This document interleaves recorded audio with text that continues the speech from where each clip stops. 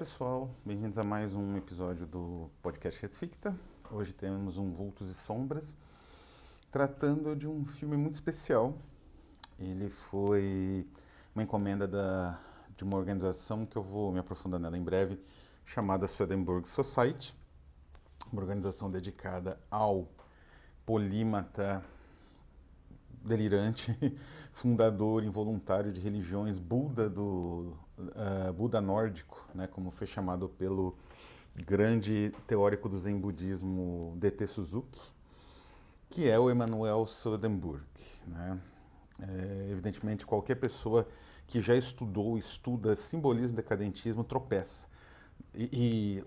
Digamos assim, os desdobramentos contemporâneos, né? T.S. Eliot, Yeats, enfim, os desdobramentos contemporâneos, né, do simbolismo e decadentismo, mesmo surrealismo, tropeça no Swedenborg. Ele é obrigatório, referência obrigatória. Emanuel Swedenborg, né, então, em 2010 foi encomendado um filme, que é esse aqui, Heaven, Hell and Other Places. Eu adquiri este filme por 9 libras, né? Na época era bastante barato, porque era 3 para 1, né? 9 libras dava R$ 27. E é um belíssimo material, né? O Heaven, Hell and Other Places. É um documentário aqui da Swedenborg Society, que é de Londres, mas foi colocado na internet. Vou deixar o link aqui para vocês verem completinho.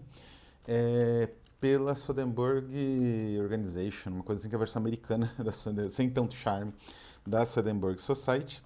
Aqui tem um livreto, muito bom também, com material de scholars e algumas fotografias tiradas dentro da Swedenborg Society.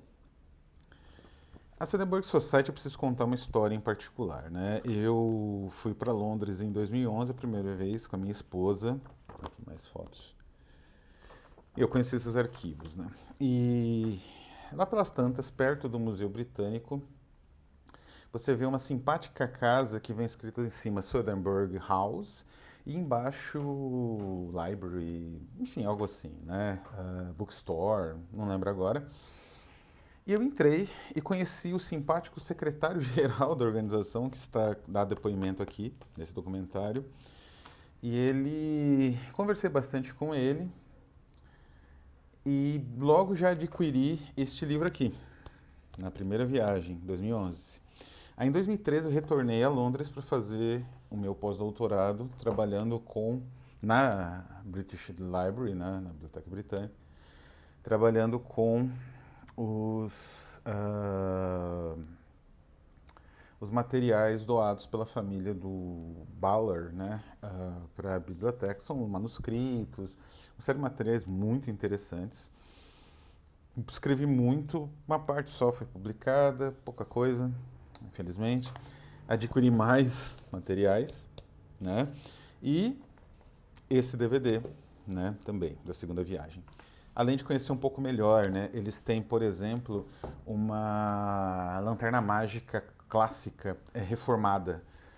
É incrível. Eles têm, aqui no filme, no documentário que vocês podem ver, né, eu vou deixar o link para vocês assistirem, que está de graça na internet, tem algumas imagens dessa lanterna mágica em funcionamento, né? E dos slides, que tem um monte de slides, foi doado. Eu tenho a lista completa dos slides, né? Da Swedenborg Society, que esse rapaz, que é o senhor, né? Que é o secretário da sociedade, me enviou por carta mesmo, né? Um monte de folhas assim com um catálogo mais ou menos organizado. O que é a Swedenborg Society? Ele explica, né?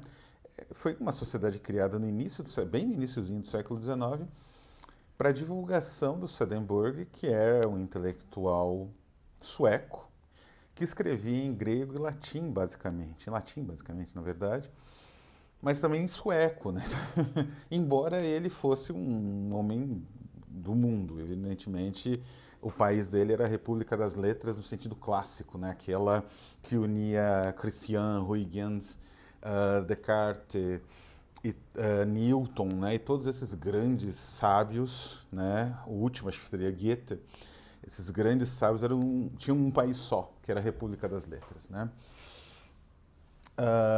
Então ele vivia em Londres e tudo mais. Acho que inclusive ele foi enterrado em Londres e depois exumado, né, o corpo e enviado de volta para ser enterrado na Noruega. Agora não sei se é na Suécia, né? É, Mas quem é Swedenborg? O Swedenborg, ele é uma personalidade única, né? E esse vídeo, ele ajuda a conhecer o Swedenborg de uma forma muito interessante. Porque, assim, inicialmente Swedenborg foi um cientista muito renomado, né? Um sábio, né? Um desses grandes sábios que eu mencionei, Huygens, né? Descartes, o próprio Newton ou Goethe, eram grandes sábios que circulavam pelo mundo fazendo experiências, construindo invenções, né? Alguns escreviam literatura, o teatro em geral, né? Como é o caso do próprio Goethe, mas envolviam teorias em paralelo a isso, teoria da luz, teoria da cor. O nosso amigo aqui, Swedenborg, ele inventou protótipos de aviação. O primeiro escrito de aviônica, digamos assim, da história da humanidade, né, foi dele.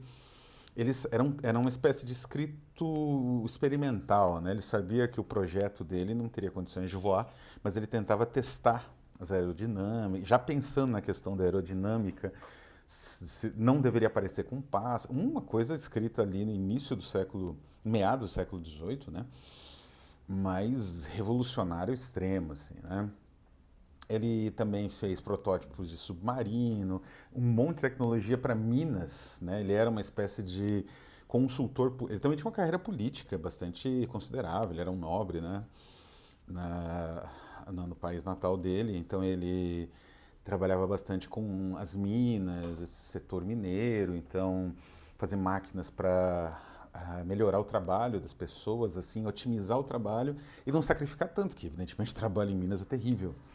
Então ele era um sábio, mas um belo dia, não sei se vem a data aqui, acho que aqui vem. Um belo dia, acho que é em maio de 1760. E vem a data aqui, em algum desses livros aqui. O que aconteceu com ele, com o Swedenborg? Ele teve uma visão. E que visão foi essa?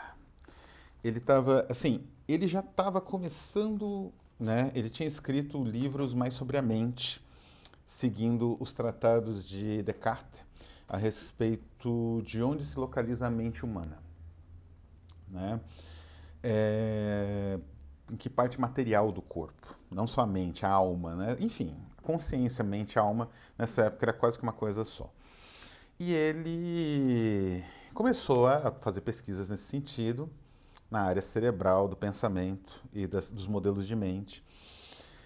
Ele foi chegando a sínteses cada vez mais ambiciosas da maneira como, digamos assim, a essência das coisas, né, uma espécie de essência divina se transmutava em diferentes animais. Isso ainda dentro do pensamento científico, que era o pensamento usual na época, né? O próprio Newton escreveu um livro analisando o Apocalipse bíblico, né?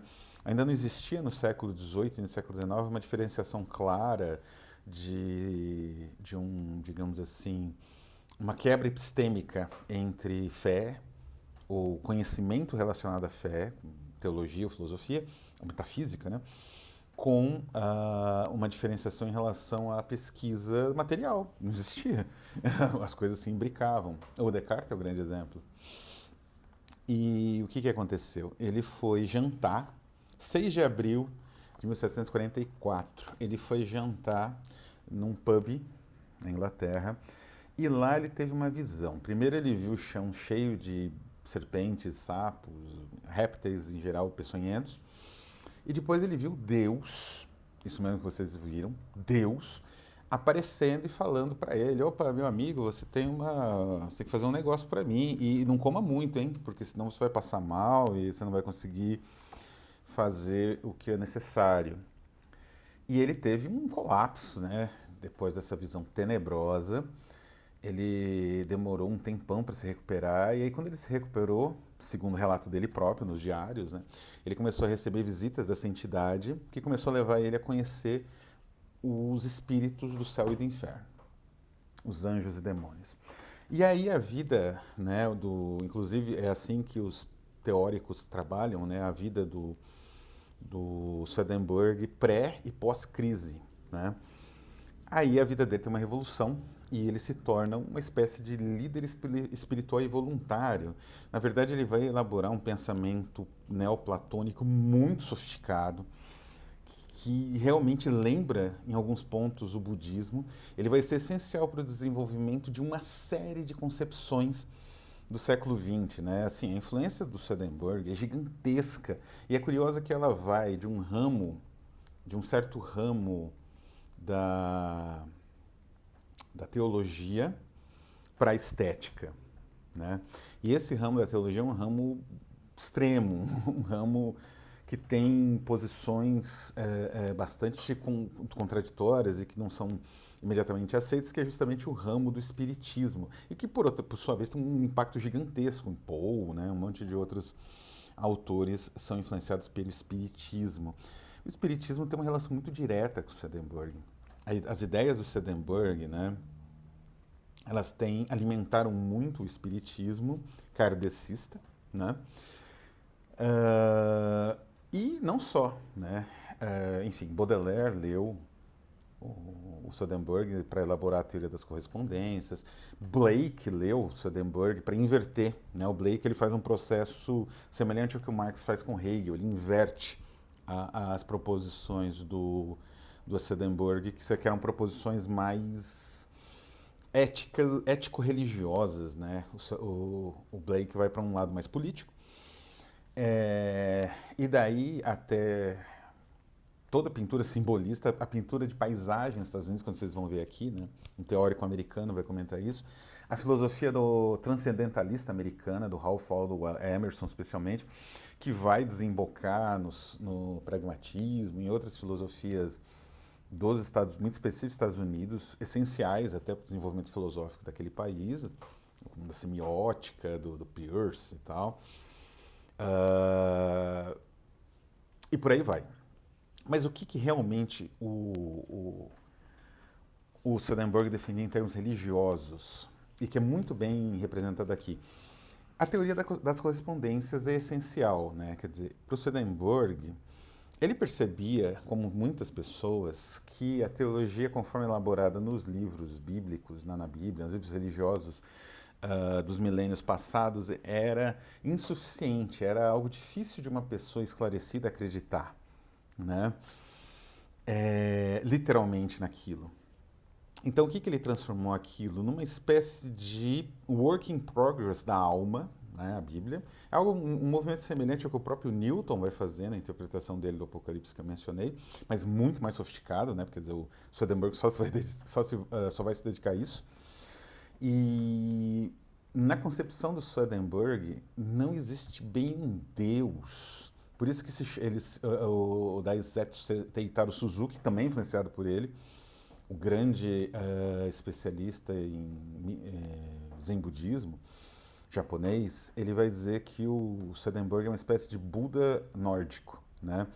Porque o que ele propõe? Uma espécie de influxo, né? É como se Deus fosse um sol e os influxos dele, né, dinâmicos, vão se expandindo por todo o universo. E todo o universo, então, gira em torno dos conflitos desses influxos.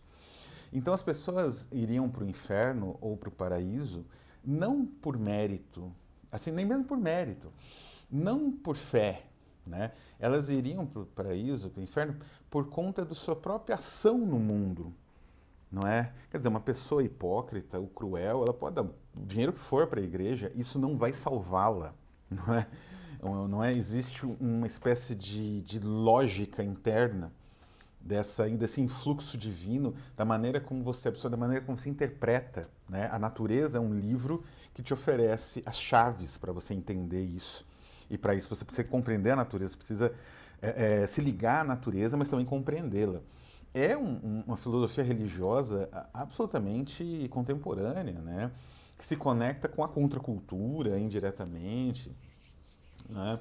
Através até desse transcendentalismo americano que eu mencionei, do Thoreau, do Emerson, né? E, e é brilhante, porque esteticamente ele vai alimentar uma visão estética muito complexa, desde o Blake até o Baudelaire, e daí até o século XX, né?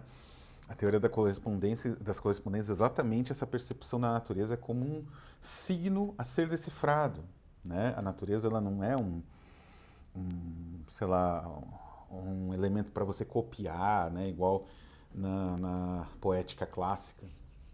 Ele é um elemento complexo que você precisa decifrar, de certa forma, e isso, claro, abre a possibilidade de artistas simbolistas aí, né, desde meados do século XIX, alucinarem. Né?